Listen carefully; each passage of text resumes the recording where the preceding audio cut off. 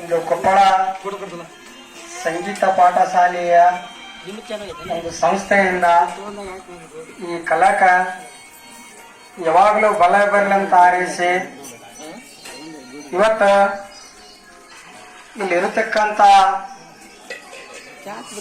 ಎಲ್ಲ ನನ್ನ ಹಿರಿಯರು ಅಥವಾ ಗುರುಬಂಧವ ಯುವ ಮಿತ್ರರು ತಾಯಂದಿರು ಈ ದಸರಾದ ಒಂದು ಮಮ್ಮಾಯಿ ದೇವಸ್ಥಾನದ ಒಂದು ಆಶೀರ್ವಾದ ಈ ಯಲ್ಲಮ್ಮ ದೇವಿಯನ್ನು ದೇವಸ್ಥಾನದಲ್ಲಿ ನಡೆದಂತ ಸಂಗೀತ ಉತ್ಸವಕ್ಕ ಈ ಸಂಗೀತದೊಳಗೆ ಎಲ್ಲರೂ ಯಾರು ಪಾಲ್ಗಾರ ಆಗ್ತೀರ ಅವರಿಗೆಲ್ಲ ಆ ಪುಟ್ಟರಾಜಗೌಡರು ಅವರ ಆಶೀರ್ವಾದ ಆಗಿ ಹೆಚ್ಚಿನ ಒಂದು ಬೆಳಕಾಗಲಿ ಅಂತ ಹಾರೈಸಿ ಇವತ್ತ ಮುರಾರಿಯವರು ಯಾವಾಗಲೂ ಎದ್ದ ನಿನ್ನ ಆಶೀರ್ವಾದ ಬೇಕು ಬೇಕು ಅಂತ ಹೇಳ್ತಿದ್ರು. ನಾನು ಅಂದೆ, ನಾನು ಯಾರಿಂದನೂ ದೀಕ್ಷಾ ತಗೊಂಡು ಯಾರಿಂದನೂ ಸ್ವಾಮಿತ್ವತ್ವ ಪಡೆದಿಲ್ಲ.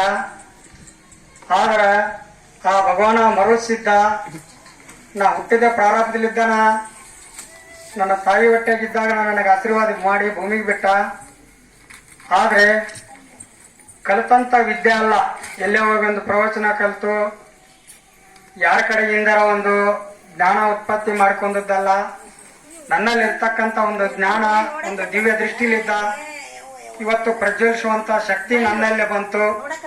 ಹಿಂದ ಅವ್ರ ತಂದೆಯರಿದ್ದಾಗ ಅವರಲ್ಲೇ ಅನ್ನದಾನೇಶ್ವರ ಸ್ಕೂಲ್ನಲ್ಲಿ ಒಂದು ಸಂಗೀತ ಪಾಠಶಾಲೆ ತೆಗೆಯೋದ್ರಲ್ಲಿ ನಮ್ಮ ರಮಣ್ಣ ಬಾರ್ಕರ್ ಅವ್ರ ಹತ್ರ ಬರ್ತಿದ್ದ, ನನ್ನ ಜೊತೆಗೆ ನನ್ನೂ ಕರ್ಕೊಂಡ್ ಬರ್ತಿದ್ದ.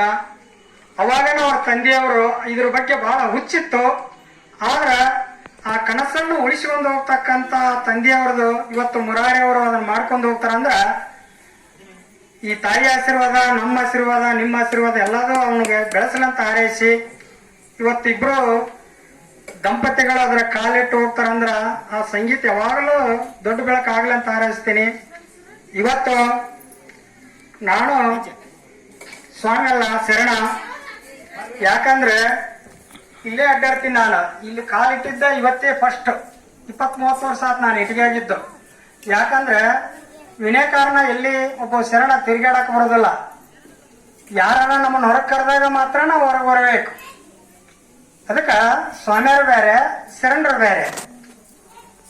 ಶರಣರಂದ್ರ ನಿಮ್ಮಂಗ ಸಂಸಾರ ಕಟ್ಟಿಕೊಂಡು ಆ ಸಂಸಾರಕ್ಕೆ ಎಷ್ಟೊಂದು ತಂದೆ ತಾಯಿ ಕಟ್ಟಿಕೊಂಡಂತ ಅದ್ರಾಗ ಏನು ಕಡಿಮೆ ಆಗ್ಲಾರ್ದಂತ ಹೆಂಗ್ ನೋಡ್ಕೊಂತಾರ ಹಂಗತಿ ಶರಣರೊಳಗ ತನ್ನ ಕುಟುಂಬವನ್ನು ನೋಡ್ಕೊಂಡು ಎಲ್ಲರನ್ನೂ ಅದೇ ರೀತಿ ಕಾಣ್ತಕ್ಕಂತ ಇರತಕ್ಕಂತ ಒಬ್ಬ ಶರಣ. ಅದಕ್ಕೆ ನನ್ನಿಂದ ಏನು ಉಪಯೋಗಪ್ಪ ಅಂತಂದ್ರೆ ರೈತರಿಗೆ ಬೋರ್ ಪಾಯಿಂಟ್ ಆಗಲಿ ಅಥವಾ ಏನೋ ಆಗು ಹೋಗುಗಳನ್ನು ಈ ತರ ಆಗ್ತೈತಂತ ಒಂದು ನುಡಿಮುತ್ತವನ್ನು ಹೇಳುದು. ಆದ್ರೆ ಇಂಥವೆಲ್ಲ ಈ ಅರಿಷ್ಟ ಪದ್ಧತಿ ಇಲ್ಲ.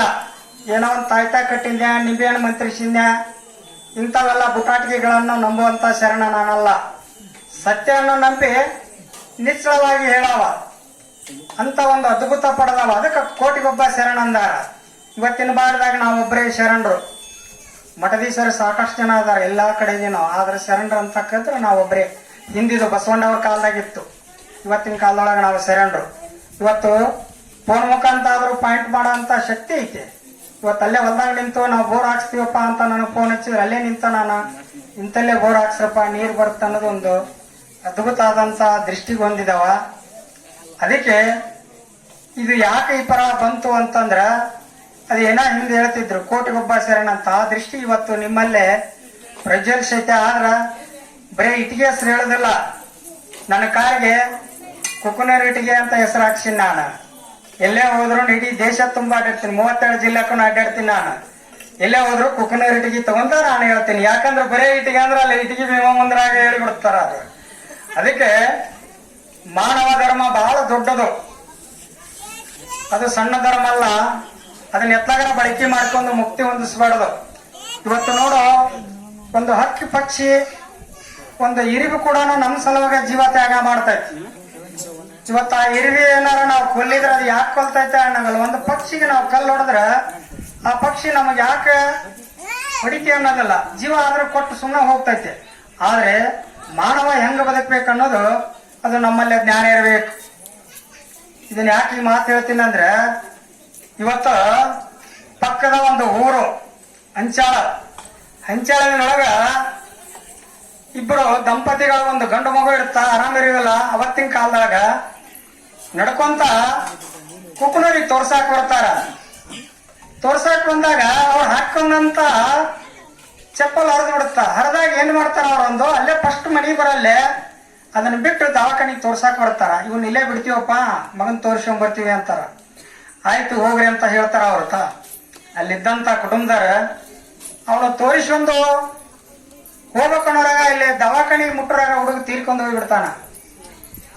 ಒಳ್ಳೆ ಆ ಕೂಸ್ ತಗೊಂಡು ಅವ್ರ ಮನೆಗೆ ಹೋಗ್ತಾರ.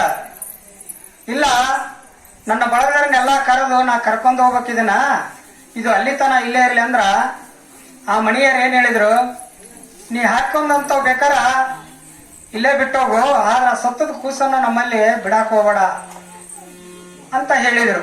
ಅದನ್ನ ಇಲ್ಲಿ ಒಳಗೆ ತರಕ ಹೋಗ್ಬೇಡ, ನಮ್ಮ ಹತ್ರ ಬರಬೇಡ, ನೀನು ಅಲ್ಲೇ ದೂರ ನಿಂದ್ರು ಅಂದ್ರು. ಅದಕ್ಕೆ ಒಂದು ಹಾಕೊಂಡಂತ ಇದಕ್ಕಷ್ಟು ಬೆಲೆ ಐತೆ, ಈ ಶರೀರಕ್ಕೆ ಬೆಲೆ ಇಲ್ಲ. ಅದಕ್ಕ ಇದ್ರ ಮಹತ್ವ ದೊಡ್ಡದು. ಅದಕ್ಕ ಇದ್ದಾಗಣ ಇದನ್ನ ಬಳಕೆ ಮಾಡ್ಕೋರಿ. ಧರ್ಮ, ಶಾಂತಿ, ಸಂಸ್ಕಾರ, ಒಳ್ಳೆ ಮಾರ್ಗ ಕೊಟ್ಟು ಇದಕ್ಕೆ ಮುಕ್ತಿ ಹೊಂದ್ಸಕ್ ಮಾಡ್ರಿ. ಈಗೆಲ್ಲವಕ್ಕೂ ಜೀವ ಕೊಡ್ತಾವ, ಹಕ್ಕಿ ಪಕ್ಷಿ ಕೊಟ್ಟು ಕೈ ಬಿಟ್ಟು ಹೋಗ್ಬಿಡ್ತಾವ. ಅದು ಎಲ್ಲಿ ತನ ಹೇಳು, ಒಂದು ಕೋಳಿ ಮರಿ ಮಾಡಿಸ್ತಂದ್ರ ಅದು ತನ್ನ ಸ್ವತಂತ್ರವಾಗಿ ಬದುಕುತನ ಪಕ್ಕದಾಗ ಇಟ್ಕೊಂಡಂತದ. ಯಾವಾಗ ಸ್ವತಂತ್ರ ಬದುಕುತ್ತಂದ್ರ ಕೈ ಬಿಟ್ಟು ಬಿಡುತ್ತ, ಅದಕ್ಕ ಸ್ವತಂತ್ರವಾಗಿ ಬದುಕಂತ. ಆದ್ರೆ ನಾವು ಸಾಯೋವರೆಗಿನ ಈಗಿನ ಮಕ್ಕಳಿಗೆ ದುಡಿದು ಹಾಕಿ ಮತ್ತೆ ಅವ್ರಿಗೆ ಲಗ್ನ ಮಾಡಿ ಮತ್ತೆ ಅಮ್ಮ ಊಟ ಕೊಟ್ಟು ಮಕ್ಕಳಿಗೆ ಊಟ ಕೊಡುತ್ತಾನೋ ಸೋಮಾರಿತನದಿಂದ ಬೆಳಿತಕ್ಕಂತ ವ್ಯಕ್ತಿತ್ವ ಈಗಿನ ಯುವಕರಲ್ಲಿ ಐತೆ. ಅದಕ್ಕೆ ದಯವಿಟ್ಟು ದುಡಿದು ಅನ್ನೋದನ್ನು ಕಲ್ಕೋರಿ, ಮಕ್ಕಳಿಗೆ ಒಂದು ಒಳ್ಳೆ ಶಿಕ್ಷಣ ಕೊಡ್ರಿ. ಯಾಕಂದ್ರೆ ಇವತ್ತು ಶಿಕ್ಷಣ ಇತ್ತಂದ್ರೆ ಅದನ್ನ ಯಾರು ಕಸ್ಕೊಳಕ್ ಬರೋವಲ್ಲ. ಯಾವಾಗ ಒಂದು ವಿದ್ಯಾ ಇತ್ತು ಅವ್ರ ಹತ್ರ ಅಂದ್ರೆ ಕಸ್ಕೊಳಕ್ ಬರೋವಲ್ಲ. ಅದಕ್ಕೆ ಬಂಗಾರ ಖರೀದಿ ಮಾಡಕ್ ಸಾಕಷ್ಟು ದುಡ್ಡು ಕೊಟ್ಟರೆ ಬರ್ತಾ, ಆದ್ರೆ ವಿದ್ಯಾ ಖರೀದಿ ಮಾಡಕ್ ಯಾರಿಂದ ಬರೋದಿಲ್ಲ. ಇವತ್ತು ನಮ್ಮ ಊರಾರಿ ನಾನು ಅಂದ್ಯ, ಏನಪ್ಪಾ ನಿಮ್ಮೆಲ್ಲ ಎಲ್ಲಮ್ಮ ಜಾತ್ರೆ ಅಂತಂದ್ರು, ಏನು ಊರಾರಿ ಅಂದ್ಯ. ಇಲ್ಲ, ಅದಕ್ಕೊಂದು ಕಾಲು ಬರಲಿ, ಆ ದೇವಿ ಗುಡಿ ಹತ್ರ ಬರುವಂತೆ ಅಂದ್ರು. ಇವತ್ತು ಅದ ಕಾಲು ಬಂತು, ದಸರಾ. ನಿಮ್ಮೆಲ್ಲರಿಗೂ ಪರಮಾತ್ಮ ಮರಳಿಸಿದ್ದ ಈ ತಾಯಿ ಅನುಗ್ರಹ ನಿಮ್ಮೆಲ್ಲರಿಗೂ ಇರಲಿ.